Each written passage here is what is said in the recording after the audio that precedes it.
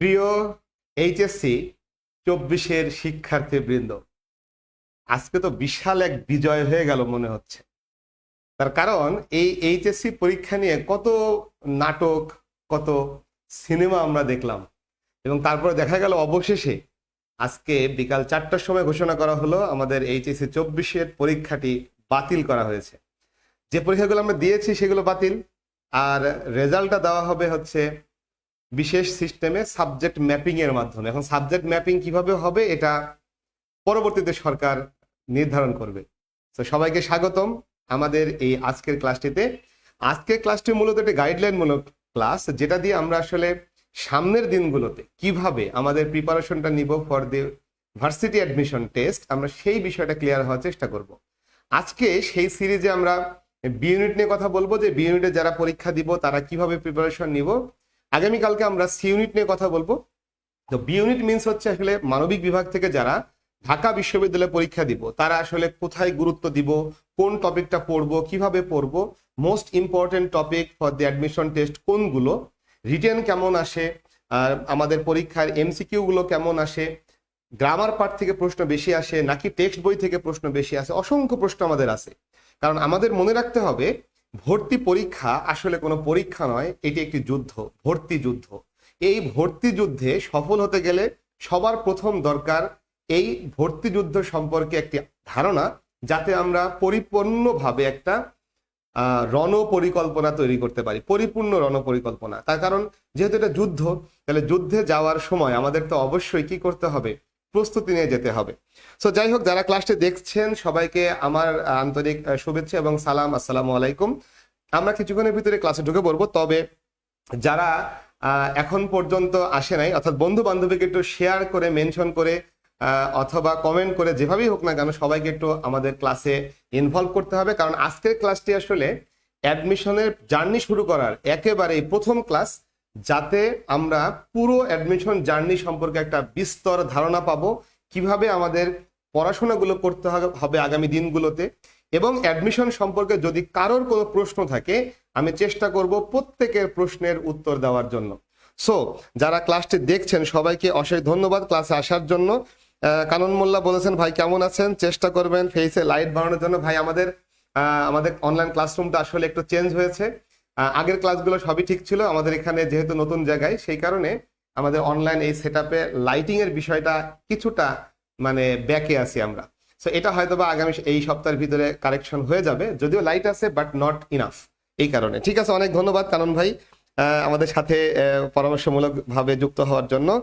একটু সবাইকে মেনশন করতে হবে ভাই, যারা যারা ক্লাসটি দেখছি সবাইকে মেনশন করতে হবে। আজকে ক্লাসটি দেখলে ঢাকা বিশ্ববিদ্যালয়ে অ্যাডমিশনের বি ইউনিট সম্পর্কে একটা বিশাল ধারণা হবে, আর এই ধারণাটাই কিন্তু আমাদের সামনের প্রিপারেশন নেওয়ার সময় ব্যাকআপ হিসেবে কাজ করবে, ব্যাপক পরিমাণ দিবে। কারণ আমি যদি না জানি আমাদের পরীক্ষার প্রশ্ন কেমন হবে, আমি যদি না জানি যে কোন টপিকে গুরুত্ব দিতে হবে, কোন বিষয়টাকে জোর দিয়ে শিখতে হবে, কোন বিষয়টা হচ্ছে আমাদের ভর্তি পরীক্ষায় বেশি পরিমাণে আসে, তাহলে আমাদের প্রস্তুতি নেওয়ার সময় কিন্তু আমরা সকল বিষয়ে সমান গুরুত্ব দিব, এবং দিন শেষে দেখা যাবে যে আমরা পরীক্ষার হলে যে প্রশ্নগুলি আসলো সেগুলো আশানুরূপভাবে সঠিক উত্তর করতে পারছি না। সো যারা যুক্ত হচ্ছেন, এম এ আদ্রিতা উজ্জ্বল রায়কে মেনশন করেছি, ওকে ধন্যবাদ। আফিয়া ইসমাত আসলে মেনশন করার আগে সাজিদ আহমেদ জয় আমাদের সাথে যুক্ত হয়েছে, যার কথা আমরা আজকে অফলাইন ব্যাচে কিছুক্ষণ আগে বিকালবেলা আলোচনা করেছি। ওকে, ওয়ালাইকুম আসসালাম সাকিবুল ইসলাম, মাহফুজুর রহমান, ওকে সবাই আছে দেখা যাচ্ছে। কানন মোল্লা ওয়াচিং ছিল, রেদওয়ান আফ্রিদিও আমাদের সাথে যুক্ত হয়েছে, ধন্যবাদ। ওকে ওকে সবাই একটু আসবে, সেই জন্য আমরা অপেক্ষা করছি। দেখা যাক আমাদের কি হয় ঘটনাটা। ওকে, আমরা ক্লাসের ভিতরে ঢুকে পড়বো। রূপক শ্যাম দেখতেছে ক্লাসটা, ঠিক আছে। ওকে, আচ্ছা, আমি সবার প্রথমে জানতে চাই যারা ক্লাসটি দেখছি তাদের সবার কাছে আমার একটা কমন প্রশ্ন, যে অ্যাডমিশন নিয়ে আমরা আসলে এই মুহূর্তে কি ভাবছি, আমাদের মনে আসলে কোন প্রশ্নটা আছে, আমরা আসলে কি জানতে চাই, সেগুলো আগে দেখি, যাতে আমরা ক্লাসের ভিতরে সেই বিষয়গুলো আলোচনা করতে পারি। ঠিক আছে, ওকে। ওয়ালাইকুম আসসালাম ভাই, শুভ কামনা জুনিয়রদের জন্য। হ্যাঁ, অবশ্যই অবশ্যই, গুরুর কাছে ইংরেজি পড়েই আজকে আমরা ঢাবিয়ান। কানন মোল্লা, অশেষ ধন্যবাদ, অশেষ ধন্যবাদ কানন মোল্লাকে। কানন মোল্লা, আশা করি হলে আসো, আমি জানি না হলে আসো কিনা, হলে থাকলে কি অবস্থা একটু জানাবে। কবি রাকিব ভুইয়া, ওয়ালাইকুম আসসালাম ভাই। আব্দুল হাদি এইচটি, ওকে, ওয়ালাইকুম আসসালাম। হ্যাঁ, আমি চাই যে ঢাকা বিশ্ববিদ্যালয়ে যদি আমরা কেউ চান্স পাই, রাজশাহীতে চান্স পাই, যেখানে চান্স পাই, পাবলিক ইউনিভার্সিটি কিন্তু আসলে পাবলিক ইউনিভার্সিটি, তবে আমাদের লক্ষ্য থাকবে ঢাকা ইউনিভার্সিটি। যেহেতু এই পরীক্ষাটি আসলে অন্য সকল পরীক্ষার একেবারে প্রাথমিক হিসাবে ধরা হয়, প্রথমে এটা হবে, তারপরে হয়তোবা আমরা অন্যান্য পরীক্ষাগুলোতে যাব। ঢাকা বিশ্ববিদ্যালয়ে যদি আমরা সম্পূর্ণরূপে একটা প্রিপারেশন নিতে পারি, তাহলে সেই প্রিপারেশনের সাথে অল্প কিছু যোগ বিয়োগ করলেই, আমরা যদি বলি রাজশাহী অথবা চিটাগাং, এই ভার্সিটিগুলোর প্রিপারেশন কিন্তু হয়ে যায়। সেই কারণে আমাদের ঢাকা বিশ্ববিদ্যালয়ের প্রিপারেশনে খুবই স্ট্রিক্ট থাকতে হবে। ওকে, নুসরাত জাহান নুন, ওয়ালাইকুম আসসালাম ভাই। শামসুল হুদা ইফরান, আসসালামু আলাইকুম ভাই, আপনি ইউসিসি কোচিং এ হাতি আর কুকুরের একটা গল্প বলেছিলেন, সেকেন্ড টাইমে চান্স পেয়ে হারে হারে বুঝতে পেরেছি, তার মানে হ্যাঁ, হাতি আর কুকুরের একটা গল্প বলেছিলাম, সেই গল্পগুলি আসলে মানে একটা কি বলবো, এটাকে লিজেন্ডারি টাইপের একটা গল্প। এখন আসলে সেই গল্পগুলো খুব একটা শোনানো হয় না। ধন্যবাদ, হ্যাঁ ধন্যবাদ, অবশ্যই হাতি আর কুকুরের বিষয়টা অবশ্যই খুব ভালো একটা বিষয় ছিল। জয় গুরু আহনাফ ইসলাম আনিদ, সাকিব হাসান। ওকে, আমরা আমাদের পড়াশোনায় ঢুকে পড়তে চাই, আজকে আমরা কোনো কিছু পড়বো না, আগেই বলেছি। আজকে আমাদের একটা কমপ্লিট গাইডলাইন হবে যে আমাদের সামনের প্রিপারেশন গুলি কিভাবে নিতে হবে, প্রশ্নগুলি আসলে কোন অ্যাঙ্গেল থেকে হয়। যেমন আমি যদি বলি যে যখন আমরা কোচিং এ ক্লাস করা শুরু করি বা যখন কোথাও পড়া শুরু করি, তখন কিন্তু কেউ বলবে যে এখান থেকে ভোকাবুলারির প্রচুর প্রশ্ন আসে, এখানে টেক্সট বই থেকে অসংখ্য কোশ্চেন আসে, এখানে গ্রামার না পড়লেও চলে, এইরকমের একটা মানে বিভিন্ন রকমের উড়ো খবর। যেমন আমরা এখন যে আমরা বসবাস করতেছি যে যুগটা, এটা হলো গুজবের যুগ। মানে এই পরিমাণ গুজব আসে, আসলে সঠিক খবরটাও মাঝে মাঝে আমাদের কাছে গুজব বলেই মনে হয়। ঠিক একইভাবে এই গুজব কিন্তু ওই অ্যাডমিশন প্রিপারেশনের সময় আমাদের ফেস করতে হবে। একজন বলবে যে টেক্সট থেকে প্রশ্ন বেশি আসে, তো আরেকজন বলবে না না গ্রামার থেকে প্রশ্ন বেশি আসে, আবার কেউ বলবে ভোকাবুলারি থেকে প্রশ্ন বেশি আসে। এই যে একটা এলোমেলো একটা অবস্থা, অনেকে বলে হয় যে লাইলাতুল গজব। সো এরকম একটা যে বিষয়, সেই রকম বিষয় যেন আমাদের না পড়তে হয়, আমরা যেন বুঝি যে আসলে আমাদের প্রিপারেশনটা কোন দিক থেকে নিতে হবে, সেই জন্য কিন্তু আজকের ক্লাসটা। ঠিক আছে, ওকে, আপনার সাথে দেখা তো অনেকদিন ধরে হচ্ছে আনিত, কিন্তু হয়ে উঠতেছে না আসলে। জুম্মনের সাথেও দেখা হচ্ছে না। ঠিক আছে, সেকেন্ড টাইম আসতে পারি কিনা, আব্দুল হাদি এইচটি বলছেন। আমি আপাতত যতটুকু আমি জানি, আমি যতটুকু বুঝি, ঢাকা বিশ্ববিদ্যালয়ে আপাতত সেকেন্ড টাইম আসার এই মুহূর্তে আজকের দিন পর্যন্ত কোনো সম্ভাবনা নেই। সো আপাতত এটা নিয়ে না চিন্তা করলেই হবে। তবে এখন যে সময়টা চলতেছে, যেগুলোর কোনো সম্ভাবনা থাকে না, ছাত্ররা আন্দোলন করে মোটামুটি ভাবে দু একজন সমন্বয়কে হায়ার করে, সমন্বয়ককে নিয়ে যে এই মানে যেটা ঘটার কথা না সেটাও ঘটে যাচ্ছে। সো এরকম যদি কোনো ঘটনা ঘটে, সেকেন্ড টাইমাররা যদি এরকম কোনো একটা বিষয় ঘটাতে পারে, তাহলে হয়তো বা ঢাকা বিশ্ববিদ্যালয় সেকেন্ড টাইম দিলেও দিতে পারে। সো এইটা আসলে এই মুহূর্ত পর্যন্ত সেকেন্ড টাইম হবে না, এটাই ধরে নেওয়া যায়। ঢাকা বিশ্ববিদ্যালয়ে সেকেন্ড টাইম থাকবে না, এটাই ধরে নেওয়া যায়। এই মুহূর্ত পর্যন্ত এটা চেঞ্জ হতে পারে। ও মুফাদ্দুল ভাই, ওকে ধন্যবাদ। গাইবান্ধা থেকে আসি, ওকে ধন্যবাদ ভাই। নাইমুর রহমান দুর্জয় যুক্ত হয়েছে গুরু, ওকে ধন্যবাদ। আদ্রিতা বলছে রেকর্ডটা থাকবে কি? হ্যাঁ, রেকর্ডটা থাকবে, অবশ্যই থাকবে, আমার পেজে থাকবে। পেজে একটা লাইক দিয়ে রাখতে হবে, ফলো দিয়ে রাখতে হবে, তাহলে এরপরে যতগুলি ক্লাস হবে সবকিছু সম্পর্কে নোটিফিকেশন যাবে এবং এই ক্লাসটা পরবর্তী যে কোনো সময় দেখা যাবে। তবে এইটা টাইম লাইনে শেয়ার করে রাখা ভালো, তাহলে যে কোনো সময় খুঁজে পেতে সমস্যা হবে না। কারণ আমার এই পেজ থেকে এইচএসসির ক্লাস হবে, এই পেজ থেকে অ্যাডমিশনের ক্লাস হবে, এই পেজ থেকে জবের ক্লাস হবে। সুতরাং আপনার যেটা প্রয়োজন সেটা আসলে কোনটা, অনেক সময় খুঁজে পেতে সমস্যা হতে পারে। সেই কারণে টাইম লাইনে শেয়ার দিয়ে রাখাটা আসলে নিরাপদ। ওকে, আজহারুল ইসলাম সাইম, হ্যাপি রিমা, আচ্ছা ঠিক আছে, ওকে, মেনশন করতেছে সবাইকে, ধন্যবাদ ধন্যবাদ ধন্যবাদ। ওকে, তাহলে আমরা আমাদের আজকে আলোচনায় চলে যাই। তো প্রথম কথা, আজকে আমরা ঢাকা বিশ্ববিদ্যালয়ের বি ইউনিটের প্রশ্ন প্যাটার্ন নিয়ে চিন্তা করব, আলোচনা করব। আগামীকাল 7:30 রাত্র 7:30 আমরা সি ইউনিটের নিয়ে আলোচনা করব। আজকে কিন্তু আসলে আমরা টাইমটা ব্রেক করে ফেলেছি, যেহেতু বৃষ্টি বাদলার দিন। আমি জানি আজকে খুব সুন্দর একটি রাত, বৃষ্টি স্নাত একটি রাত। সো এই রাতে আসলে আমাদের টাইমটা একটু দেরি হয়ে যাওয়ার কারণ হচ্ছে আবহাওয়া খারাপ, বৈদ্যুতিক বিভ্রাট, সবকিছু মিলায় আসলে কিছুটা দেরি হয়ে গেছে। আন্তরিকভাবে দুঃখ প্রকাশ করছি প্রথমেই। ওকে, তানভীর হাসান তোফায়েল, ভালোবাসা এবং লাভ দিয়েছো, ধন্যবাদ ভাই। আচ্ছা, ওকে, এবার তাহলে আমরা চলে আসতে চাই আমাদের এই যে গত 5টি বছরে যে ঢাকা বিশ্ববিদ্যালয়ের প্রশ্নগুলো হলো, সেই প্রশ্নগুলো কোন টপিক থেকে প্রশ্নগুলো বেশি এসেছে। এটা কি ভোকাবুলারি, নাকি এটা টেক্সট বই, নাকি এটা গ্রামার? কোন বিষয় থেকে প্রশ্ন বেশি এসেছে আমাদের প্রথমত সেই বিষয়টাকে জানা লাগবে। যদি ভোকাবুলারি বেশি এসে থাকে তাহলে আমাদের ভোকাবুলারির দিকে মানে ব্যাপক হারে ফোকাস দিতে হবে, কারণ ভোকাবুলারি এমন একটা জিনিস দ্যাট ইজ সিনোনিম, অ্যান্টোনিম অথবা স্পেলিং অথবা ইডিয়মস অ্যান্ড ফ্রেজেস, এই জিনিসগুলো এটা কিন্তু গ্রামারের মতন বুঝে নিয়ে করলে হবে না, এটা মুখস্থ রেখে করতে হবে। ফলে আমাদের এই বিষয়ে জোর দেওয়া লাগবে কিনা, আবার যদি গ্রামার হয় তাহলে কিন্তু বোঝার দিকে জোর দিতে হবে, প্রচুর পরিমাণে বুঝতে হবে। তো সেই দিক দিয়ে চিন্তা করে আমি যদি বলি যে আমাদের এই গত 5 বছরে আমরা 2019-20 থেকে শুরু করে 2023-24 মানে লাস্ট ইয়ার যেটা পরীক্ষা গেল, এই পর্যন্ত আসলে কি ঘটনা ঘটেছে আমি সেইটা একটু সবার সাথে শেয়ার করতে চাই। সো প্রথমত যদি বলি ভোকাবুলারি পার্ট থেকে যদি আমরা একটু দেখি, 2019-20 সালে প্রশ্ন এসেছিল 5টা। ভোকাবুলারি মানে কি? Synonym, antonym, appropriate preposition, synonym, antonym, spelling এবং idioms and phrases. Appropriate preposition যেহেতু এটা একটা গ্রামার টপিক, আমরা এটাকে গ্রামারের ভিতরে বিবেচনা করছি, এখানে বিবেচনা করছি না। ফলে এই টপিকগুলো থেকে 19-20 সালে 5টা কোশ্চেন এসেছে, 20-21-এ 5টা, তার মানে মোটামুটি সমানই ছিল। 21-22-এ কমে গেল, 22-23-এ আরো কমে গেল, 23-24-এ এখানে এসে দাঁড়ালো। তার মানে বোঝা যাচ্ছে আলটিমেটলি ভোকাবুলারি পার্টের কোশ্চেনে কিন্তু গুরুত্বটা 21-22 থেকে কিছুটা কমা শুরু করেছে। তার মানে আমরা যারা সিনোনিম, অ্যান্টোনিম বা ইডিয়ম, ফ্রেজেস বা স্পেলিং এই ধরনের মুখস্থ বিষয় নিয়ে খুব চিন্তিত, তাদের খুব বেশি একটা চিন্তা না করলেও চলবে। তার কারণ এখানে কোশ্চেনের পরিমাণ রিসেন্টলি কিন্তু খুব বেশি একটা আসছে না। এরপরেও কথা আছে, যেহেতু এটি বি ইউনিটের কোশ্চেন, বি ইউনিটে যে ভোকাবুলারি গুলো আসে, সিনোনিম, অ্যান্টোনিম গুলো আসে, এইগুলোর বেশিরভাগটাই দেখা যায় টেক্সট বইয়ের ওয়ার্ড গুলো তুলে দেওয়া হয় বা টেক্সট বইয়ের ওয়ার্ডের সিনোনিম গুলো তুলে দেওয়া হয়। আমরা এই বিষয়ে বিস্তারিত ক্লাস নিব ঢাকা বিশ্ববিদ্যালয়ের লাস্ট ইয়ারে। এই ইয়ারটায় কি ঘটেছিল সেটা দেখব, এই ইয়ারে কি ঘটেছিল সেটা দেখব। এই ধরনের একটা বিস্তারিত ক্লাস আমাদের সামনে আসবে। আজকে জাস্ট একটা গাইডলাইন মূলক ক্লাস, সে কারণে আমরা যদি এই অ্যানালাইসিসটা দেখি তাহলে ভোকাবুলারির গুরুত্ব কতটুকু আমরা কিন্তু ক্লিয়ারলি বুঝতে পারছি। ঠিক আছে, আমি কিন্তু ক্লাসের শুরুতেই বলেছিলাম যে আমি সবার কাছে প্রথমত প্রশ্ন এক্সপেক্ট করি যে আসলে অ্যাডমিশন নিয়ে আমরা আসলে কোন ধরনের প্রশ্ন এখন নিজেদের মনে ফেস করতেছি। একজন একটি প্রশ্ন করেছিলেন যে ঢাকা বিশ্ববিদ্যালয়ে সেকেন্ড টাইম হওয়ার কোনো পসিবিলিটি আছে কিনা। আশা করি উত্তরটি দিয়েছি।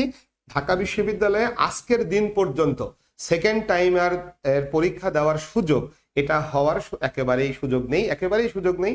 যদি আগামীকাল থেকে দেখা যায় সেকেন্ড টাইমাররা দুর্বার আন্দোলন গড়ে তুলেছে ঢাকা বিশ্ববিদ্যালয় ক্যাম্পাসে এবং তারা কিছু সমন্বয়কের সাথে আলোচনা করে যদি বিশ্ববিদ্যালয় কর্তৃপক্ষের কাছে এই দাবিটি তুলে ধরতে পারে, তাহলে সেকেন্ড টাইম চালু হলেও হতে পারে। সো এটা এই মুহূর্ত পর্যন্ত আসলে সম্ভাবনা নেই। আর যদি কারোর কোনো কোশ্চেন থাকে ভর্তি বিষয়ক, ভর্তি পরীক্ষা বিষয়ক, তাহলে এখন প্রশ্ন করা যাবে। আমি প্রত্যেকের কোশ্চেন উত্তর দিব আমার সামনে যে প্রশ্নগুলো আসবে সেইটা। ঠিক আছে, ওকে। আমরা এখনো মেনশন করতে দেখতে পাচ্ছি, অনেকেই মেনশন করতেছে। আচ্ছা, ভোকাবুলারির পরে আমাদের বি ইউনিটের আর একটা টপিক কোনটা, সেটা হচ্ছে টেক্সট বই।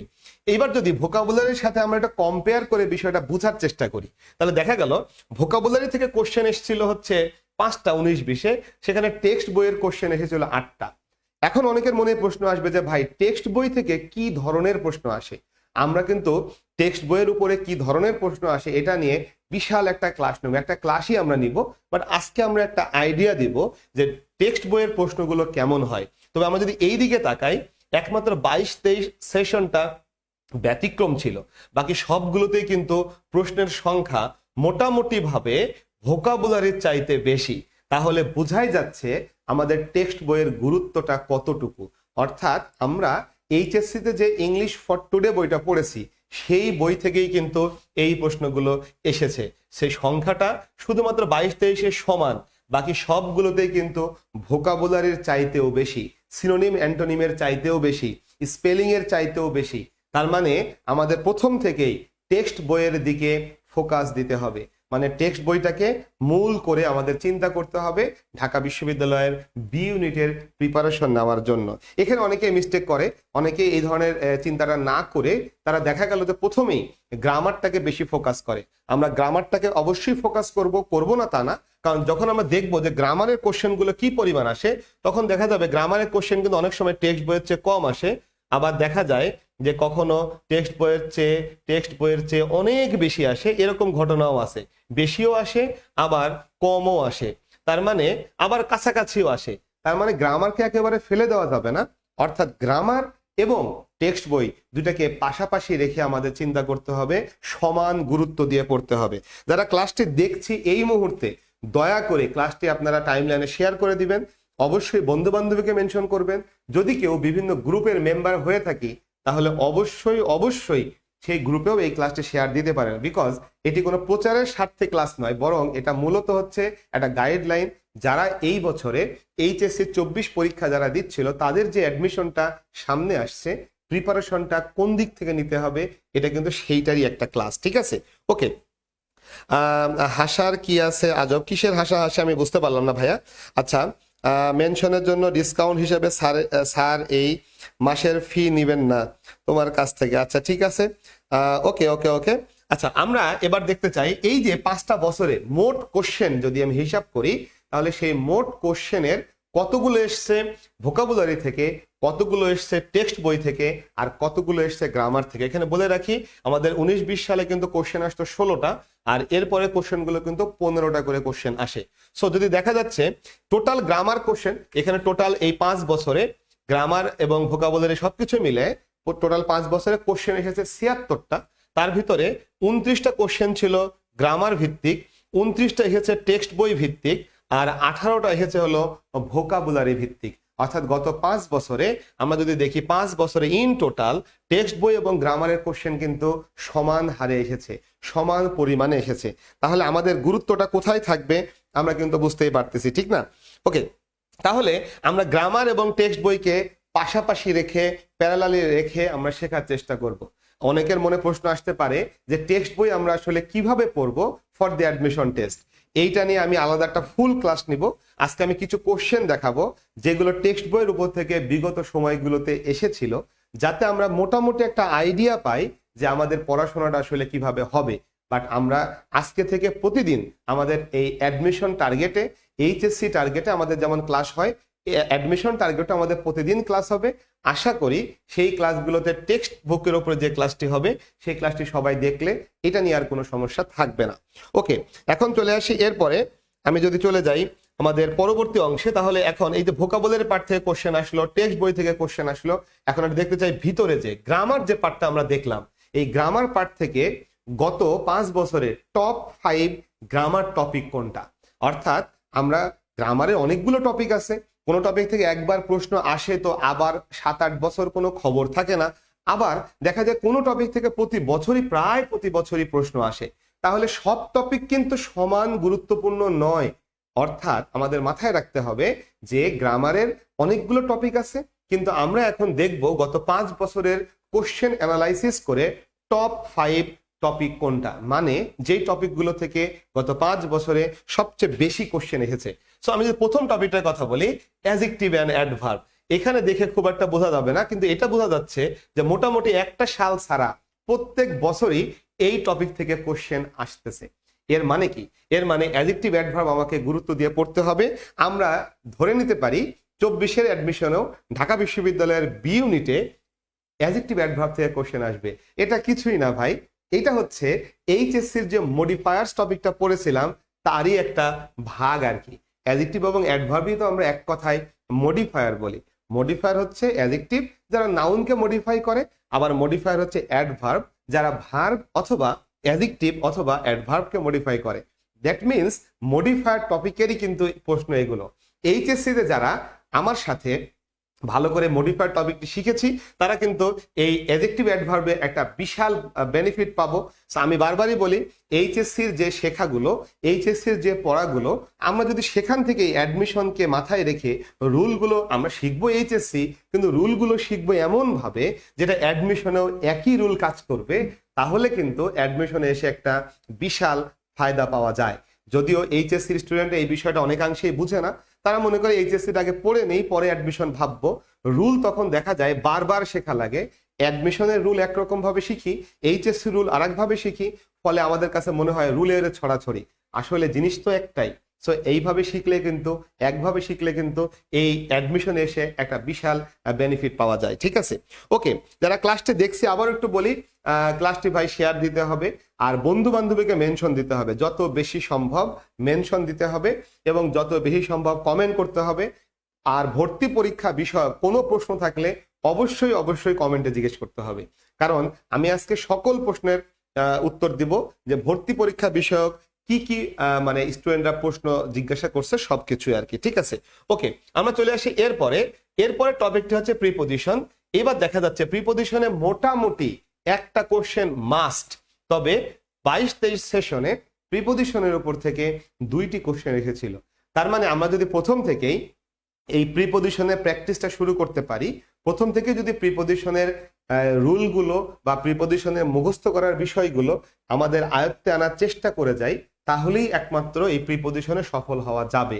আমরা কিন্তু এটা দীর্ঘমেয়াদীভাবে শিখবো। তার মানে আমরা প্রতিদিন একটু একটু করে যেন প্রিপজিশন মুখস্থ করি, 5টা হোক 10টা হোক, দেখা যাবে আমাদের দিন শেষে এই প্রিপজিশনের 1টি বা 2টি কোশ্চেন যাই আসুক না কেন আসবেই। অর্থাৎ 24-এর অ্যাডমিশনে ঢাকা বিশ্ববিদ্যালয়ে একখানা কমপক্ষে প্রিপজিশনের কোশ্চেন আসবে, এটা মাস্ট। এর বেশিও আসতে পারে, বাট আমরা একটা মাস্ট পাচ্ছি। তার মানে এটা গত 5 বছরে প্রতিবার এসেছে। এখন বলতে পারে ভাই একটা কোশ্চেন এটা কোনো বিষয়? ভাই ভর্তি পরীক্ষায় একটাই কিন্তু অনেক কিছু। এই একটা কোশ্চেন আমাকে চান্স পাওয়াবে, এমন হতে পারে ওই একটা কোশ্চেনের কারণেই আমরা হয়তো বা ফেল করে চান্সটা হাতছাড়া করতে পারি। অ্যাডমিশন টেস্ট কিন্তু এইচএসসি পরীক্ষা না যে অটো পেয়ে যাব। এইচএসসি পরীক্ষা কিন্তু পরীক্ষা না দিয়েও স্যাররা হয়তো বা সাবজেক্ট ম্যাপিং কোনোভাবে রেজাল্ট দিতে পারে। অ্যাডমিশন টেস্ট পরীক্ষা ছাড়া হওয়ার কোনো সুযোগ নেই। তার মানে পরীক্ষা কিন্তু অবশ্যই অবশ্যই দিতে হবে। তার কারণ ঢাকা বিশ্ববিদ্যালয় চাইলেও কিন্তু লাখ লাখ স্টুডেন্টকে অ্যাকোমোডেট করতে পারবে না। সেখানে অবশ্যই আমাদের সিটের একটা ব্যারিয়ার আছে, সিটের সংখ্যার সীমাবদ্ধতা আছে। সো ওই সীমাবদ্ধতা কাটায় ওঠার জন্যই কিন্তু বিশ্ববিদ্যালয়ের পরীক্ষার আয়োজন করে। সো এখানে মাথায় রাখতে হবে, এইচএসসি পরীক্ষা হয় পাশের হার বাড়ানোর জন্য, অ্যাডমিশন পরীক্ষা হয় চান্স যে কয়েকজন পাবে ওই সংখ্যাটা যতটুকু সম্ভব রেঞ্জের মধ্যে নিয়ে আসার জন্য।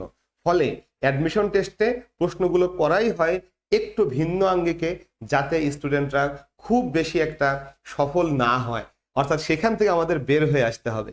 আশা করি আমার কথাগুলো বোঝাতে পারছি। যেখানে ঢাকা বিশ্ববিদ্যালয়ে পাশের হার হয়তো বা 8%, 7%, 9%, কোনো কোনো সময় 3-4%ও নেমে আসে, সেখানে এইচএসসিতে পাশের হার কিন্তু প্রায় 90%, 89%, 88%-এর মতো হয়, অ্যাবাভ 80% পাশের হার।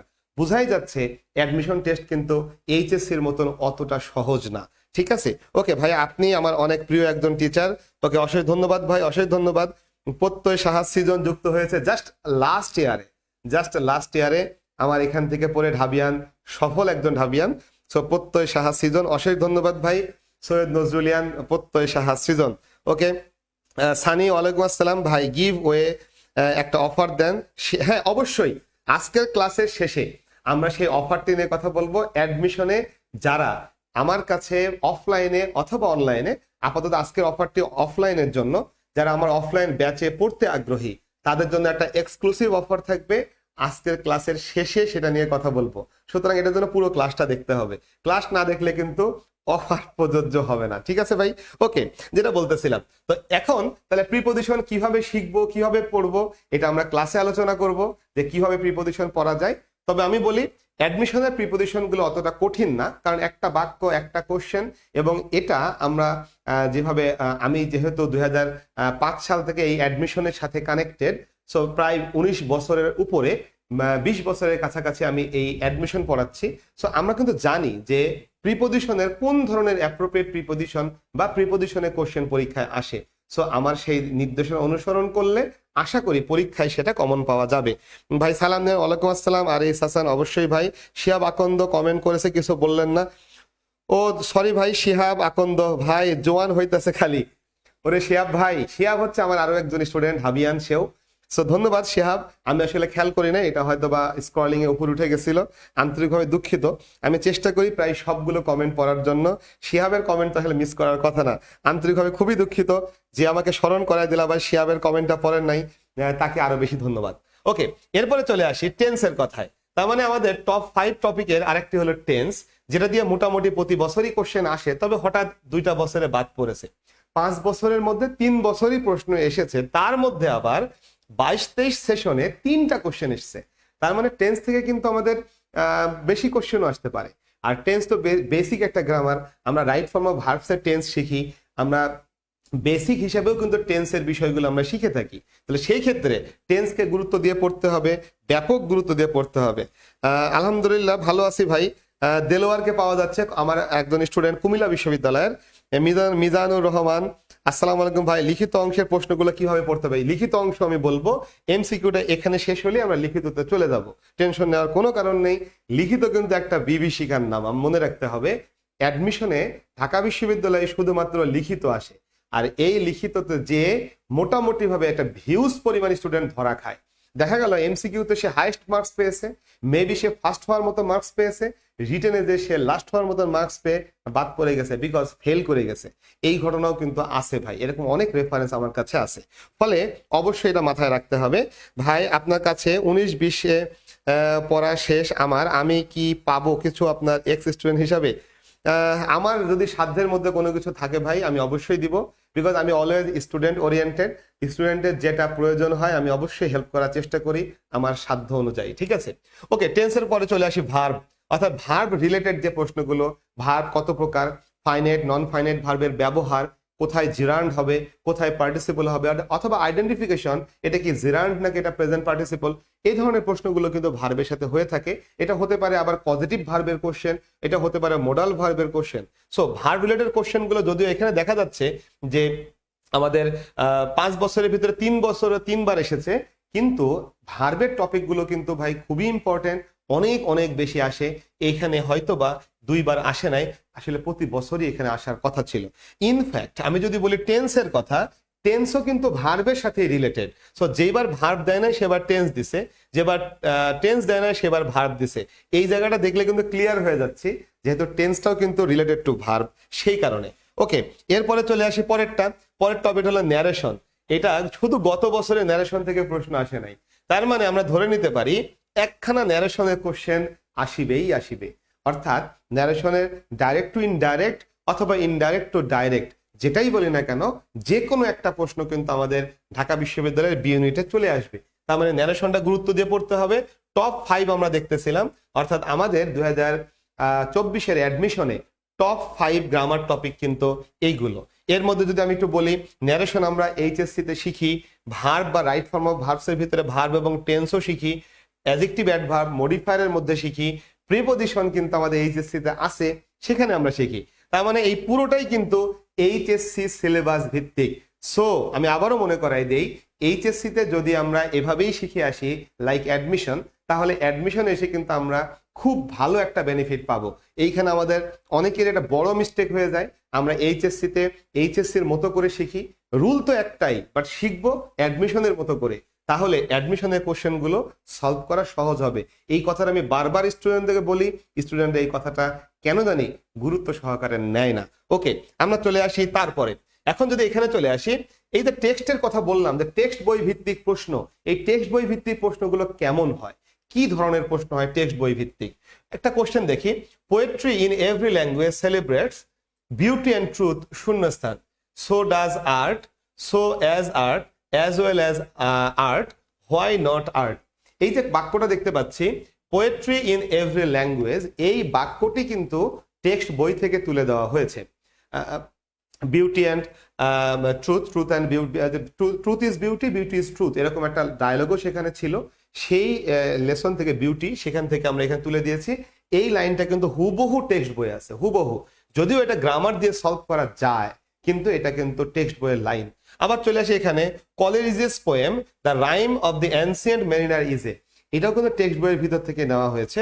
সো টেক্সট বইয়ের ভিতর থেকে বলা হলো যে rime of the ancient mariner, এটা আসলে কি, এটা কি লিরিক নাকি এটা সনেট নাকি এটা ওড নাকি এটা ব্যালাড? টেক্সট বইয়ে সরাসরি বলা আছে এইটা একটা ব্যালাড, তাহলে আমরা বলবো এইটা একটা ব্যালাড। অর্থাৎ টেক্সট বই থেকে ইনফরমেশন ভিত্তিক এ ধরনের কোশ্চেন অথবা গ্রামার ভিত্তিক এ ধরনের কোশ্চেন আসতেই পারে। এরকম আরো অনেক কোশ্চেন নিয়ে টেক্সট বইয়ের ইউনিট ভিত্তিক আমাদের ক্লাসগুলো থাকবে, অফলাইনে অবশ্যই থাকবে, অনলাইনেও থাকবে। সো এই 2 ক্লাসগুলো নিয়ে আমরা আসলে ভবিষ্যতে আরো বেশি আলোচনা করব। চলে আসি এরপরে। এখন যদি বলি গ্রামার কোশ্চেনগুলো কেমন আসে, এই যে গ্রামার কোশ্চেন 2খানা রেখেছি বোঝার সুবিধার্থে। The book shop sells no books শূন্যস্থান বাংলা, ফ্রেঞ্চ অ্যান্ড ইংলিশ। এখন এখানে কোনটা হবে, এটা আদার দেন হবে নাকি এনি আদার হবে নাকি সাম আদার হবে না এ ফিউ আদার্স হবে, কোনটা হবে। তার মানে এই রুলটা আমাকে জানতে হবে যে আদার দেন কখন বসে, এনি আদার কখন বসে, সাম আদার কখন বসে, বা এ ফিউ আদার্স কখন বসে। গ্রামারের রুল না জেনে এই ধরনের কোশ্চেন সলিউশন করা কিন্তু আসলে সম্ভব না। আমি চাইলে বুঝাই দিতে পারি, কিন্তু এই বোঝানো দিয়ে আসলে কাজ হবে না, কারণ এটা তো কোনো একটা টপিকের মধ্যে পড়েছে। সেই টপিক অনুযায়ী আমাদের সিরিয়ালে পড়ে আসলে আমরা এই ধরনের কোশ্চেনগুলো উত্তর করতে পারবো। আর একটা কোশ্চেন দেখি, এই যে the emergency exit was concealed ড্যাশে রেড কার্টেন। এখন এখানে বাই এ রেড কার্টেন হবে কিনা, ফ্রম এ রেড কার্টেন হবে কিনা, উইথ এ রেড কার্টেন হবে কিনা। কেউ কেউ বলবে যে ভাই ওয়াজ কনসিলড, এটা তো প্যাসিভ ভয়েস, তাহলে এটা বাই হবে। এখন এটা বাই হবে কিনা আমরা সার্চ করে দেখতেই পারি, বোঝাই যাচ্ছে যেহেতু এটা ভর্তি পরীক্ষায় এসেছে, তার মানে এটা নর্মালি যাওয়ার তো কোনো কারণ নাই ভাই, অবশ্যই কারণ নাই, এটা অন্য কিছু হবে। উত্তরটা কি হবে আমরা চাইলে সার্চ করে দেখে নিতে পারি, আপাতত এটা নিয়ে কোনো কথা বলছি না। ওকে, এবার চলে আসি রিটেন পার্টের কোশ্চেন গুলো কেমন হয়। আমরা কিন্তু ভর্তি পরীক্ষায় ঢাকা বিশ্ববিদ্যালয় ছাড়া অন্য কোথাও রিটেন পার্ট কিন্তু আমরা আসলে পাই না। সো যেহেতু অন্য কোথাও রিটেন পার্ট পাই না, অনলি ঢাকা ইউনিভার্সিটি, তাহলে সেই ক্ষেত্রে কিন্তু আমাদের কি করতে হয়, ঢাকা ভার্সিটির জন্য আমাদের এই রিটেনটাকে আলাদা করে প্রিপারেশন নিতে হয়। এইখানে একটা মেজর সমস্যা আছে, আমি যতটুকু দেখেছি বেশিরভাগ কোচিং সেন্টারে এই রিটেন নিয়ে খুব গুরুত্ব সহকারে পড়ানো হয় না। ধরে নেওয়া হয় যে এরা এইচএসসি থেকেই এই রিটেনগুলো পারে, কিন্তু সমস্যা হলো ফ্রি হ্যান্ড রাইটিং এর অভ্যাস আমাদের কতটুকু আছে এটা আমরা জানি ভাই। প্যারাগ্রাফ কিভাবে আমরা এইচএসসি তে পড়েছি, এসএসসি তে পড়েছি, কিভাবে পড়েছি, ঝাড়া মুখস্থ করে 10 লাইন মুখস্থ করে পরীক্ষার হলে ওই 10 লাইন লিখতে যেও দু একটা লাইন মিস করে ফেলেছি, আবার দেখা যাবে অনেক সময় দু একটা লাইনে গ্রামাটিক্যাল মিস্টেকও করেছি, মুখস্থ করে এই অবস্থা। যদি আমরা বানায় লিখতে যাই তাহলে কি হবে। এখানে 4 বছরের প্যারাগ্রাফ যেগুলো এসেছে, একটা প্যারাগ্রাফ লিখতে হয় আমাদের রিটার্নে, এটা মাস্ট, একটা প্যারাগ্রাফ আসবেই আসবে। এই প্যারাগ্রাফটা গত 4 বছরের কথা যদি বলি, 2019-20 সালে প্যারাগ্রাফ এসেছিল significance of Bangabandhu Sheikh Mujibur Rahman's historic speech of 7 March. 7 মার্চের বঙ্গবন্ধু শেখ মুজিবুর রহমানের ঐতিহাসিক ভাষণ। এটা আমাদের টেক্সট বইয়ের ইউনিট 1 এর লেসন 1 এর উপরে ভিত্তি করে দেওয়া হয়েছিল। সো তার মানে এটা টেক্সট বই থেকে আসে, বোঝাই যাচ্ছে টেক্সট বইয়ে যে টপিকগুলো আছে সেই টপিকের সাথে মিল করে একটা প্যারাগ্রাফ আসবে। সো এটা এবার আসলো। আচ্ছা, এরপরে কি হলো, এরপরে দেখা গেল 19-20-এর পরে 20-21 এসে কি হলো, national tourism and the COVID-19 outbreak. ঝামেলা কেন এটা আসলো, তার কারণ আমরা জানি 20-21 সালে যে ভর্তি পরীক্ষা এটা কিন্তু পরে হয়েছিল, করোনা মহামারী শেষ হয়ে যাওয়ার পরে যখন ভার্সিটিগুলো খুললো তখন এই ভর্তি পরীক্ষা হয়েছে। সো ওই সময়ের একটা হট টপিক ছিল কোভিড-19 আউটব্রেক, এবং এটার সাথে রিলেট করে জানতে চাওয়া হয়েছিল যে ন্যাশনাল ট্যুরিজমে এর ইফেক্টটা কি, বা এর সাথে কোভিড-19 এর কি বিষয়টা ঘটেছে। সো এটা সাম্প্রতিক ইস্যু, বোঝা গেল। প্রথমটা হচ্ছে টেক্সট বই, পরেরটা হলো সাম্প্রতিক ইস্যু। এবার 21-22 এসে দেখা গেল impact of climate change on Bangladesh. আমরা জানি রিসেন্ট ইয়ারগুলোতে এই ক্লাইমেট চেঞ্জের ইম্প্যাক্ট নিয়ে কিন্তু ব্যাপক কথাবার্তা হচ্ছে, বিশেষ করে আমাদের তৃতীয় ওয়ার্ল্ডের যে দেশ আমরা বাংলাদেশ, এই বাংলাদেশেও কিন্তু এরকম ক্লাইমেট চেঞ্জের ব্যাপক ইম্প্যাক্ট দেখা যাচ্ছে। সমুদ্রের উচ্চতা বেড়ে যাচ্ছে, টেম্পারেচার বেড়ে যাচ্ছে। এই বছর কি পরিমাণ গরম পড়েছিল এটা আমাদের মনে আছে। তার মানে এটাও কিন্তু আমাদের রিসেন্ট ইস্যু থেকে নেওয়া হয়েছে যে ক্লাইমেট চেঞ্জের ইম্প্যাক্ট অন বাংলাদেশ, অন্য কিছু না। অর্থাৎ বাংলাদেশের ইম্প্যাক্টটা কি, আমাদের গ্লোবাল আসপেক্টে না ভেবে বাংলাদেশের আসপেক্টে এটা ভাবতে হবে। যাই হোক, আমরা এরপরে চলে আসি। যারা ক্লাসটি দেখছি আমরা কিন্তু কেউ কোনো প্রশ্ন করতেছি না, আমাদের কমেন্ট সেকশনে প্রশ্ন করতে হবে, অথবা বন্ধু বান্ধবীকে মেনশন করতে হবে, অথবা শেয়ার করতে হবে, কিছু একটা করতে হবে। চুপচাপ হাত গুটায় বসে থাকলে তো হবে না ভাই। ইন্টারাকশন যদি থাকে তাহলেই কিন্তু আসলে পারফেক্ট লার্নিং হয়। পারফেক্ট লার্নিং এর একটা গুরুত্বপূর্ণ অপশন হলো ইন্টারাকশন। আমি বলছি, আপনারা শুনছেন, আপনারা বলবেন, আমি শুনবো। এখন এখানে বলার বিষয় হচ্ছে কমেন্টে, তাহলে কমেন্টে কিন্তু অবশ্যই কমেন্ট করতে হবে। বেশিরভাগ মানুষ আমরা কমেন্ট করছি না, হাত গুটায় বসে আছি। এন্ড দেন এরপরে আসলো হচ্ছে ইম্পর্টেন্স অফ গুড ম্যানার্স। এইটা কিন্তু আবার টেক্সট বই থেকে। Manner etiquettes and manners, etiquettes netiquettes manners, এগুলো নিয়ে আমাদের টেক্সট বই একটি ইউনিট আছে। সেই ইউনিটের উপরে ভিত্তি করে সেখানে এ ধরনের একটা কোশ্চেন ছিল, সেইটার উপরে ভিত্তি করে একটা প্যারাগ্রাফ লিখতে বলা হলো। এখানে একটা মজার কাহিনী আছে, ঢাকা বিশ্ববিদ্যালয়ে ডাইরেক্টলি বলে দেওয়া হয় এই টপিকের উপরে 10টি সেন্টেন্স লেখো, অর্থাৎ নট মোর দ্যান 10 সেন্টেন্সেস অথবা নট লেস দ্যান 10 সেন্টেন্সেস। আমাকে 10টি সেন্টেন্স লিখতে হবে সঠিকভাবে একটা প্যারাগ্রাফ তৈরি করার জন্য। ফলে 10 সেন্টেন্সের ভিতরেই যা কিছু হওয়ার হয়ে যাবে। তার মানে এইখানে কিন্তু আমাদের খুব চুজি হতে হবে, ভাবতে হবে যে কোন 10টি সেন্টেন্স আমি লিখবো। মনের মাধুরী মিশায়ে 2-3 পৃষ্ঠা লেখার আসলে সুযোগ নাই, 10টা সেন্টেন্সে লিখতে হবে। তবে প্রথমবার যখন এসেছিল 19-20-এ, ওই সময় কিন্তু এই 10 সেন্টেন্সের কথা বলা ছিল না, বাট এরপরে থেকে কিন্তু 10টা সেন্টেন্স উল্লেখ করে দেওয়া হয়। ফলে আগে কোন খাতা দেখে, আচ্ছা ওকে, আগে আসলে এমসিকিউ দেখা হয়। এমসিকিউতে যদি কেউ পাস করে তাহলে রিটেনে খাতা দেখা হয় নর্মালি। যদি কেউ এমসিকিউতেই ফেল করে তাহলে তো রিটেনে খাতা দেখার প্রশ্নই আসে না। এরপরেও কথা আছে, এমসিকিউতে যদি অনেক পাস করে ফেলে তখন কিন্তু আসলে সকল খাতা দেখা হয় না। প্রথম হয়তো বা 3000 বা 4000 বা 6000 এরকম খাতা দেখা হয়, তারপরে হচ্ছে রেজাল্ট পাবলিশ করে ফেলা হয়। 7000, 6000 থেকে 7000 এর মাঝখানে আসলে ঢাকা বিশ্ববিদ্যালয় বা এর বাইরে আসলে ঢাকা বিশ্ববিদ্যালয়ে কেউ ভর্তি হতে পারে না। সো 6000 পর্যন্ত এমসিকিউ দেখা হয়ে গেলে এই তখন রিটেন গুলো দেখে আর কি। ম্যাক্সিমাম এরকম 3 থেকে 4000-এর মধ্যেই থাকে।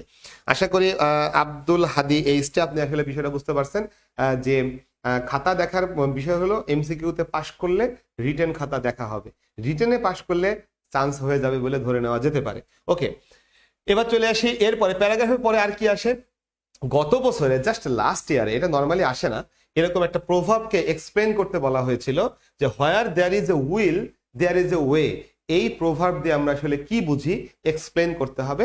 এটার জন্য নাম্বার ছিল 5। দ্যাট মিনস আমাকে ন্যূনতম 5 থেকে 10টি লাইনের ভিতরে এই বিষয়টাকে এক্সপ্লেন করতে হবে যে এই প্রভাব মানে কি। তবে এটা একবারই এসেছে গত 5 বছরের ভিতরে, আর আসে নাই, তবে এটা আসতে পারে।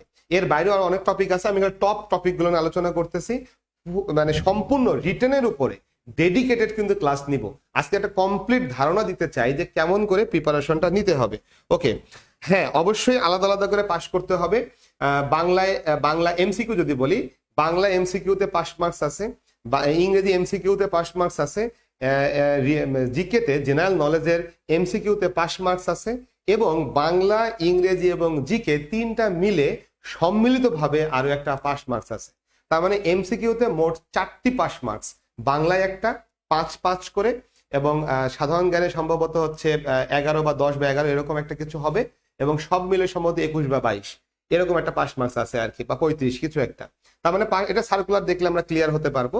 পাস মার্কস হলো 4টা, বাংলায় একটা, ইংরেজিতে একটা, জিকেতে একটা, 3টা মিলে একটা, কোনো একটা মিস করলে কিন্তু ফেল। এরপরে আবার রিটেনে যে আবার পাস মার্কস আছে, বাংলা এবং ইংলিশে দুইটাতে আলাদা আলাদা পাস মার্কস আছে, এবং বাংলা ইংরেজি একসাথে মিলে আবার একটা পাস মার্কস আছে। এই টোটাল সবগুলো মানে প্রতিটা পদে পদে পাস মার্কস আছে। এই সবগুলো পাস মার্কস না হলে কোনো একটা ফেল করলে কিন্তু রেজাল্টটা ফেল হয়ে যাবে। এই জন্যই ঢাকা বিশ্ববিদ্যালয়ে পাস করাটা একটু কঠিন। এই বিষয়গুলো নিয়ে আমি আলোচনা আলাদা করে যখন সার্কুলার দিবে তখন এটা নিয়ে আলোচনা করব যে এই বছরে কি ঘোষণা আসতেছে। আমরা জানি বাংলাদেশের বিভিন্ন প্রেক্ষাপটে পরিবর্তন চলতেছে, ফলে এমন হতেই পারে এই বছরে ঢাকা বিশ্ববিদ্যালয়ের এই সিস্টেমের মধ্যেও কম বেশি পরিবর্তন আসতেই পারে। ওকে, রিটেন মিলে কত নাম্বার পেলে চান্স পাওয়া যায়? আচ্ছা ওকে, মিজানুর রহমান বলছে কত নাম্বার পেলে চান্স পাওয়া যায়। অর্পি ঘোষ বলছে ভাইয়া রিটেন কি অলওয়েজ টেক্সট বুক থেকে আসে? 25 ব্যাচে আসার পসিবিলিটি আছে কি? এটা হলো 25 ব্যাচেরটা 25-এ বলা যাবে, কারণ আমরা জানি এই বছর থেকে কিন্তু পুরো বিষয়টা একটু চেঞ্জ হয়ে যাচ্ছে। বিগত সময়ে যে সমস্ত শিক্ষক শিক্ষিকারা, সম্মানিত শিক্ষক শিক্ষিকারা যারা আসলে প্রশ্ন প্রণয়ন, ঢাকা বিশ্ববিদ্যালয়ে ভর্তি পরীক্ষা গ্রহণ বা ভর্তি পরীক্ষা কমিটি এগুলোতে যারা ছিলেন, আমার মনে হয় এবার যারা আসবেন তারা আসলে একই ব্যক্তি বা একই ধারার ব্যক্তি হওয়ার সম্ভাবনা কম। আশা করি, কেন এটা আমি এই অনলাইন প্ল্যাটফর্মে বলতে চাই না, কিন্তু আমরা সবাই জানি দেশে একটা পরিবর্তন চলছে। ফলে এমন হতে পারে যে এই বছরের প্রশ্নটা হয়তো বা গত 5 বছরের ঠিক মতো হুবহু না হয়ে একটু ভিন্ন আঙ্গিকে, একটু ভিন্ন প্যাটার্নে হতে পারে। ফলে এই বছরের প্রিপারেশনটা কিন্তু আসলে অন্য বছরের মতো চিন্তা করে নিলে হবে না, একটু বড় আকারে চিন্তা করতে হবে, ব্যাপক আকারে। তার কারণ যে কোনো কিছু ঘটতে পারে এই বছরে। তো সেই দিক থেকে যদি বলি তাহলে এই বছরটা দেখে নিয়ে তারপরে 25 সালটা নিয়ে ভাবলে সবচেয়ে ভালো হবে আসলে। ঠিক আছে, ওকে। তো এখন এরপরে কি আসতে পারে দেখি। এরপরে আসতে পারে হচ্ছে এই জিনিসটা, এটা মাস্ট আসবে। এটা এই যে 19-20-এর পরে একটা বছর আসে নাই, 21-22-এও এসেছে, 23-24-এও এসেছে। তার মানে এই টপিকটা কিন্তু মাস্ট। এই যে একটা বছর বাদ দিয়ে বাকি সবগুলো বছরে ছিল, তার মানে এই জিনিসটা মাস্ট আসবে, মাস্ট আসবে। কি সেটা? বাক্য রচনা। ভাই এত সহজ বাক্য রচনা, এটা কোনো বিষয়?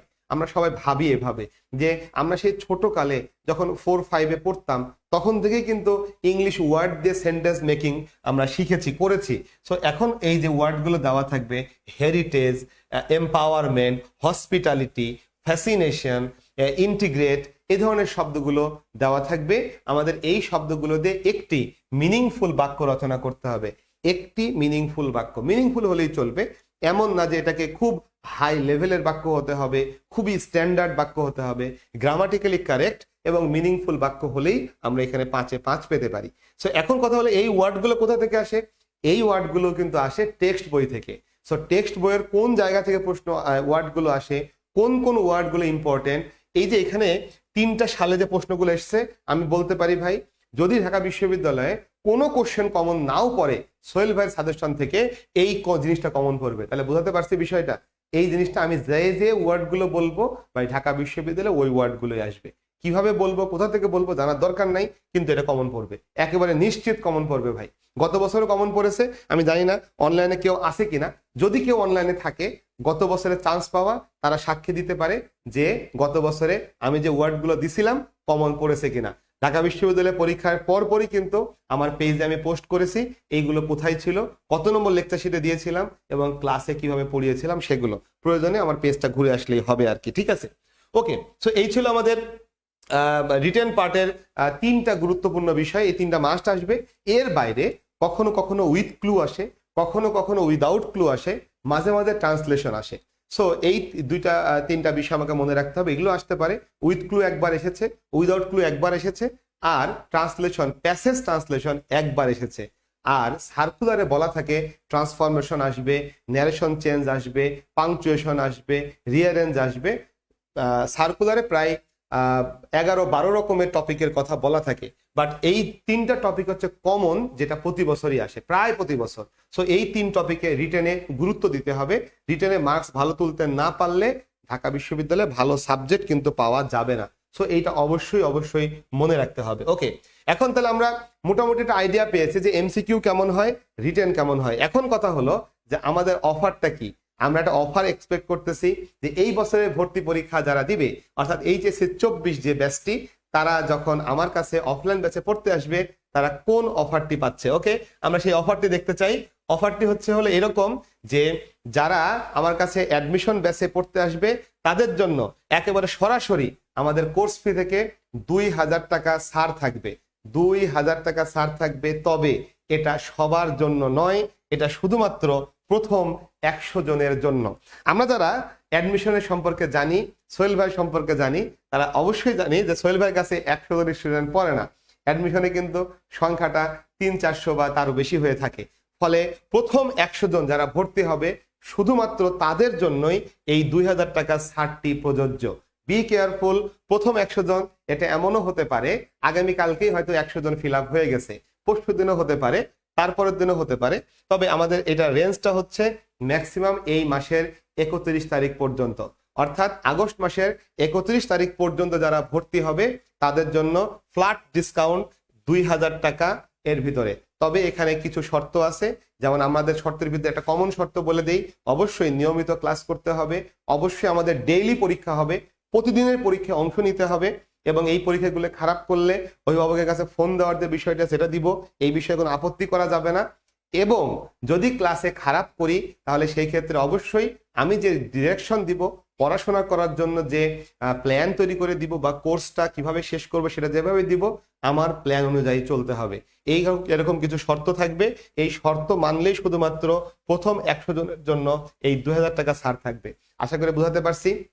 আর এই 100 জনের কথাটা বললে একটু সমস্যা, অনেকে হয়তো ভাববে যে 100 জন তো যে কোনো মুহূর্তে হতেও পারে বা নাও হতে পারে। ভাই 100 জনের মধ্যে আমি জানি যারা আমার এখানে দেখতেছি ক্লাসটা, অ্যাডমিশনে কিন্তু অলরেডি স্টুডেন্ট ভর্তি হওয়া শুরু হয়ে গেছে অনেক আগে থেকেই। ফলে 100 জন শেষ হতে কিন্তু সময় লাগবে না, সুতরাং অ্যাজ কুইক অ্যাজ পসিবল ভর্তি হতে হবে। আচ্ছা, ওকে, সপ্তাহে কয়টা ক্লাস নিয়েন আপনি অ্যাডমিশনের জন্য? আচ্ছা, একটু বলি। সপ্তাহে ক্লাসের বিষয়টা হচ্ছে শনি, সোম, বুধবার, রবি, মঙ্গল, বৃহস্পতি, এভাবে ক্লাস থাকে। অবস্থা বুঝে ব্যবস্থা। যদি ব্যাচটা উইক হয়, ক্লাস শুরু করার পরে যদি আমরা বুঝি যে আসলে এই 2024-এর এইচএসসি ব্যাচটা খুব একটা স্ট্রং না, গ্রামাটিক্যালি উইক বা ইংরেজি বুঝতে সমস্যা হচ্ছে, তখন আমরা অনেক সময় ক্লাসটি 2 ঘন্টা করে দিই, তখন 2 ঘন্টা করে ক্লাস হবে সপ্তাহে 3 দিন। আর যদি দেখি যে না 1 ঘন্টা করে হলেও স্টুডেন্ট নিতে পারছে, তারা বুঝতে পারছে, তাহলে আবার 1 ঘন্টা করে। আবার অনেক সময় দেখা যায় অ্যাডমিশন টেস্টটা অনেক দেরিতে, তখন আসলে 2 ঘন্টা করে লোড দেওয়ার দরকার হয় না, তখন আমরা অল্প করে পড়ানো শুরু করি। এখন আমরা যেহেতু জানি যে এই বছরে অ্যাডমিশন টেস্ট কিন্তু মোটামুটি ভাবে ধরে নেওয়া যায় আগামী বছরের মে জুনের আগে আসলে হবে না। ঢাকা বিশ্ববিদ্যালয় ভর্তি পরীক্ষা আগামী বছরের মে অথবা জুন। এই যে লাইভ দিলাম আজকে আমি বলে রাখলাম, অনেকে বলতেছে জানুয়ারি মাস ফেব্রুয়ারি মাসে পরীক্ষা হয়ে যাবে, আমি আজকে বলে রাখলাম মে জুনের আগে পরীক্ষা হবে না, লাইভটা থেকে যাবে, পরীক্ষার সময় মিলাই নিতে হবে যে সোহেল ভাই এই কথাটা আজ থেকে প্রায় 8-9 মাস আগে বলেছিল। So be careful.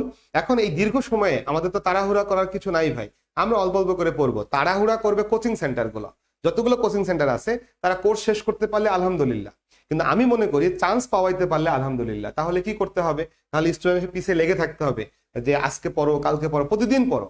ওই যে আমরা খরগোশের গল্প সারা জীবন শুনে গেছি, খরগোশ আর কচ্ছপের গল্প, সব সময় আমাদের অল্প অল্প করে যেতে হবে। Slow and steady wins the race. So আমার থিওরি হলো এরকম যে আমরা অল্প অল্প করে পড়বো, কিন্তু রেগুলার পড়বো, প্রতিদিন পরীক্ষা দিতে হবে। আমার এখানে কোনো আলাপ নাই ভাই, অ্যাডমিশনে প্রত্যেকটা দিন পরীক্ষা থাকবে, এবং সেই পরীক্ষায় ইংলিশ তো অবশ্যই পড়াবো। এরপর যদি কারোর কোনো সমস্যা থাকে, বাংলা পড়তে পারতেছে না, বুঝতেছে না, জিকে পারতেছে না, বুঝতেছে না, সেই বিষয়ে কি করতে হবে সেই গাইডলাইনগুলো আমি অবশ্যই দিব, যে ভাই এটা এভাবে পড়ো। আমি হয়তো বাংলা পড়াই না, আমি জিকে পড়াই না, ঠিক আছে, বাট গাইড তো দিতে পারি যে ভাই এখান থেকে পড়া শুরু করো, এইভাবে পড়া শুরু করো। অবশ্যই অবশ্যই পূর্ণাঙ্গ সাপোর্ট থাকবে, ঠিক আছে। ওকে, এই হচ্ছে আমাদের আজকের অফারটি ছিল। যারা আজকে ক্লাসটি দেখেছি অবশ্যই বন্ধু বান্ধবীর কাছে মেসেজটি পৌঁছায় দিব। মনে রাখতে হবে প্রথম 100 জনের জন্য এই অফারটি প্রযোজ্য। অবশ্যই অবশ্যই 2000 টাকা অফার, এবং এটা 31শে আগস্টের ভিতরেই শেষ হয়ে যাবে।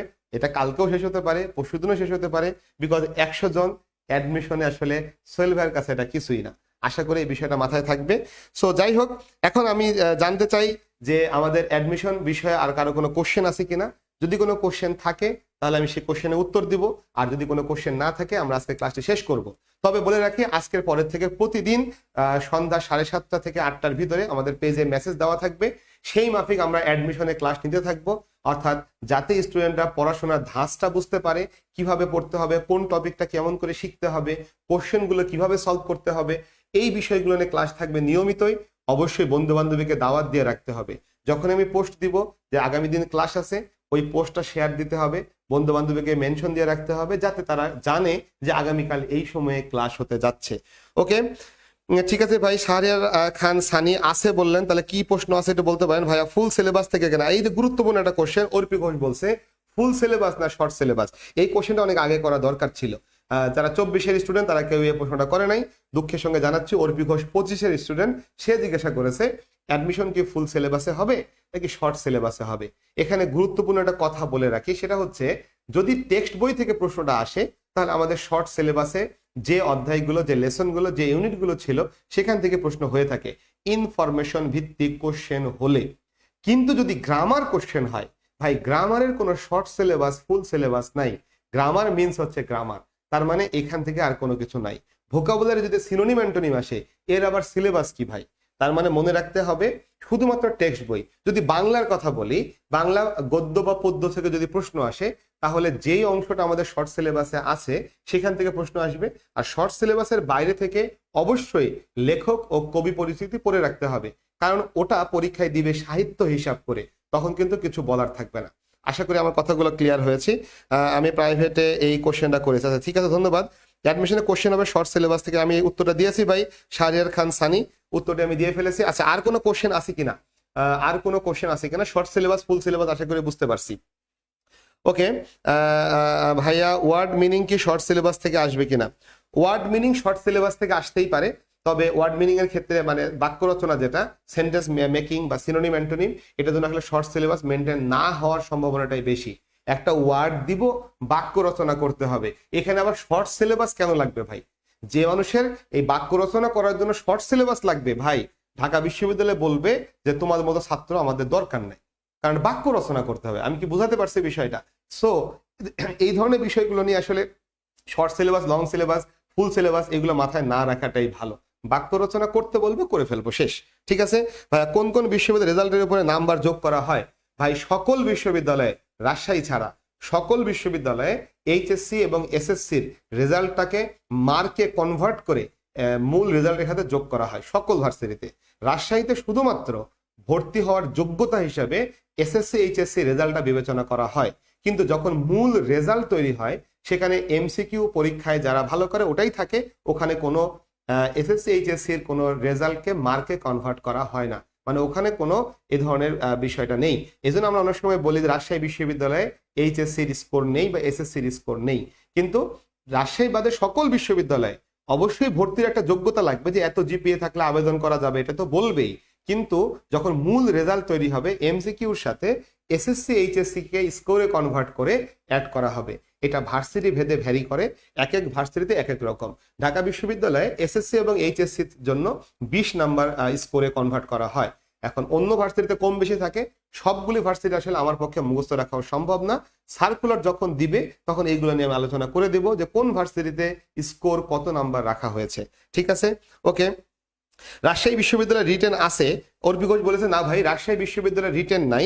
রাজশাহী বিশ্ববিদ্যালয়ে আমাদের এমসিকিউ কোশ্চেন হবে, চান্স পাওয়ার পরে এমসিকিউতে চান্স পাওয়ার পরে প্রথম 3000 জন রিটেন পরীক্ষায় অংশ নিবে ইংলিশ সাবজেক্ট পাওয়ার জন্য। অর্থাৎ ইংরেজি বিষয়টা পাইতে হলে মেরিটে ফার্স্ট সেকেন্ড থার্ড হলে হবে না, ওই রিটেন পরীক্ষায় যে ফার্স্ট সেকেন্ড থার্ড হবে যারা মেরিটে থাকবে, রিটেনে মেরিট তারা পাবে। সো প্রথম 3000 জনের মধ্যে 3000তম যে হবে সেও হয়তো রিটেনে ভালো করলে রাজশাহী বিশ্ববিদ্যালয়ের ইংলিশ সাবজেক্টটা পেয়ে যেতে পারে। রাজশাহী বিশ্ববিদ্যালয়ের রিটেনটা এই রকমের, শুধুমাত্র ইংরেজি সাবজেক্ট পেতে রিটেন পরীক্ষায় অবতীর্ণ হতে হয়। ঠিক আছে, কত পয়েন্ট লাগে, কেমন রেজাল্ট থাকলে সারা বাংলাদেশে, আচ্ছা এখানে একটা সহজ কথা বলে দিই, কেমন রেজাল্ট থাকলে সারা বাংলাদেশ সকল ভার্সিটিতে পরীক্ষা দেওয়া যাবে। মনে রাখতে হবে কোনো সাবজেক্টে বি গ্রেডের নিচে পাওয়া যাবে না, কোনো সাবজেক্টে বি গ্রেডের নিচে পাওয়া যাবে না। যদি আমি কোনো সাবজেক্টে বি গ্রেডের নিচে পাই তাহলে শুধুমাত্র এটা এইচএসসি রেজাল্টে কোনো সাবজেক্টে বি গ্রেডের নিচে পেলে আমরা কোনো ভার্সিটিতে আবেদন করতে পারবো না, দুই একটা জায়গায় আবেদন করা যাবে। আশা করি বুঝতে পারছি, কোনো সাবজেক্টে বি গ্রেডের নিচে পাওয়া যাবে না। এবার টোটাল জিপিএ কত লাগবে, টোটাল জিপিএ যদি আমি মানবিকের কথা বলি, যেহেতু আজকে বি ইউনিট নিয়ে কথা বলছি, তাহলে মানবিকের কথা বললে দুইটা যোগ করে 6.5 থেকে 7.5 পর্যন্ত চাওয়া হয়। 6.5 থেকে 7.5 ভার্সিটি ভেদে ভ্যারি করে। ঢাকা বিশ্ববিদ্যালয়ে এটা 7 চায় আর কি, 6.5 থেকে 7 চায়, এটা 6.5 7 এরকম হয় আর কি, রেজাল্টের উপরে ভিত্তি করে এই চাওয়াটা হয়। এখানে মনে রাখতে হবে যদিও চাই 6.5 বা 7, কোনোটাতেই 3.5-এর নিচে পাওয়া যাবে না, এই ধরনের কথাও বলা থাকে। তার মানে এসএসসি বা এইচএসসি কোনোটাতেই 3.5-এর নিচে নয়, তবে দুইটা যোগ করলে কমপক্ষে ন্যূনতম 7 হতে হবে, 7 হতে হবে, তাহলে ভর্তি পরীক্ষা দেওয়া যাবে। সব জায়গায় দেওয়া যাবে, 7 হলে কোনো কথাই নেই, সব জায়গায় দেওয়া যাবে ভাই। ঠিক আছে, ওকে।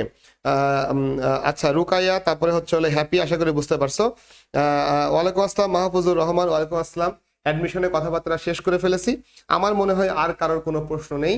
যদি কারোর কোনো প্রশ্ন না থাকে তাহলে আমরা আজকের ক্লাসটি শেষ করতে চাই।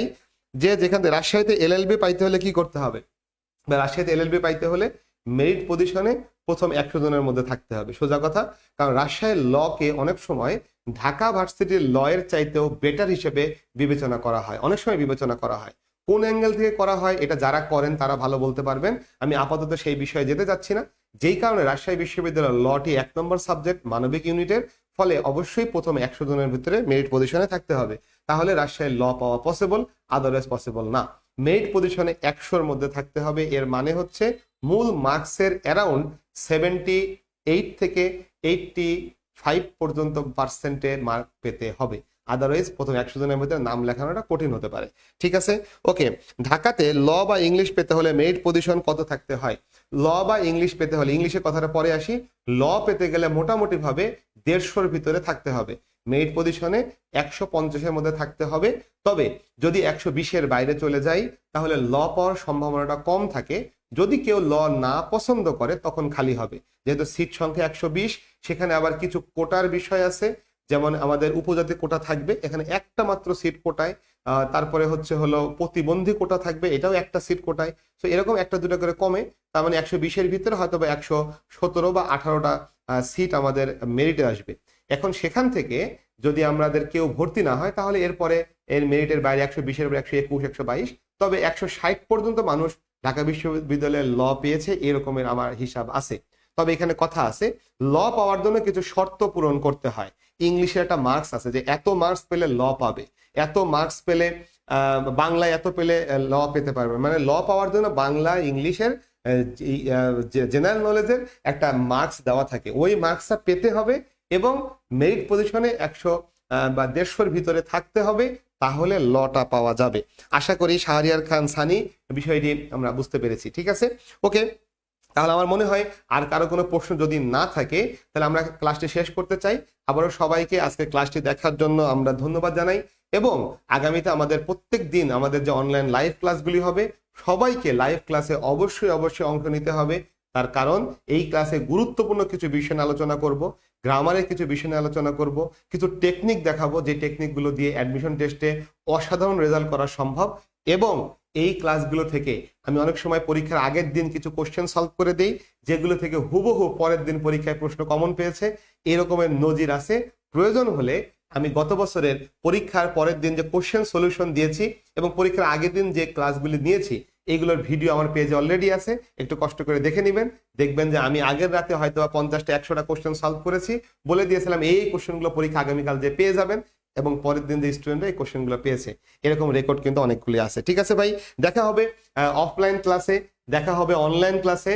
এবং অবশ্যই মাথায় রাখতে হবে প্রথম 100 জনের জন্য ডিসকাউন্ট হচ্ছে 2000 টাকা। এই জামানায় 2000 টাকা কিন্তু কম না, সুতরাং এটা পেতে হলে প্রথম 100 জনের ভিতরে আমার প্রাইভেট ব্যাচে ভর্তি হতে হবে। দেখা হবে অফলাইন ক্লাসে, সেই পর্যন্ত সবাই ভালো থাকবা, সুস্থ থাকবা। আল্লাহ হাফিজ।